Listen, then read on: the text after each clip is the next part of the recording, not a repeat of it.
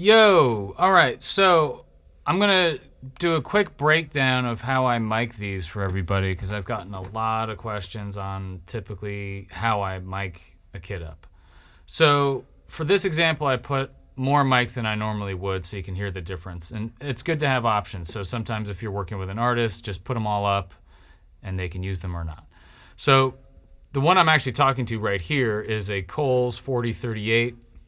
I've got a mono Coles, basically about a little above head height, right in the center between the snare and the floor tom. So that's the mono. We'll hear that.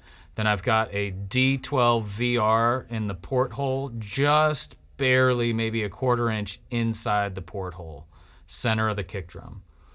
Then I have a Unidyne 3. It's an old Shure snare drum mic. It's like a 57, but before the 57 was a 57. And it's got a little bit more like mid-range to it, which is great on the snare. Then we've got two Earthworks SR25s as stereo overheads, and that brings a lot of the clarity with the cymbals. So I've found you'll hear the Earthworks alone sound great, the Coles alone sounds great, but when you blend them together, you get this really nice kind of best of both worlds. And then I also have close mics on the toms, which I usually don't do, but in this situation, I just wanted you to be able to hear the difference. You could get away with honestly not using them, but it's nice if you want to have a little more flexibility in a mix for an artist. No room mics. I did add a little bit of verb that you'll hear on the Earthworks.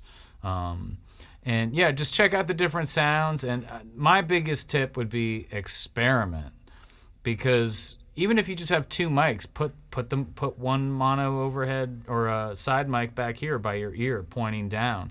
That could just be one mic. Then you don't even need a kick. Or if you do overhead kick, you could do an overhead really tight. You could do it up high. Just experiment, whether you have an SM57 or a Coles or a bunch of really nice Earthworks mics. You're not going to hurt anything. Just don't plug in a ribbon mic with phantom power. That's the only way you'll hurt something. And also, I'll show you the EQ and everything I have on the chart in a minute. I'm running 4 channels of the Heritage Audio HA81A EQs, and then 4 channels of the Super 8 that don't have any EQ. So yeah, all Heritage Audio stuff. So check it out. See what you think. Hope you all are well. Cheers.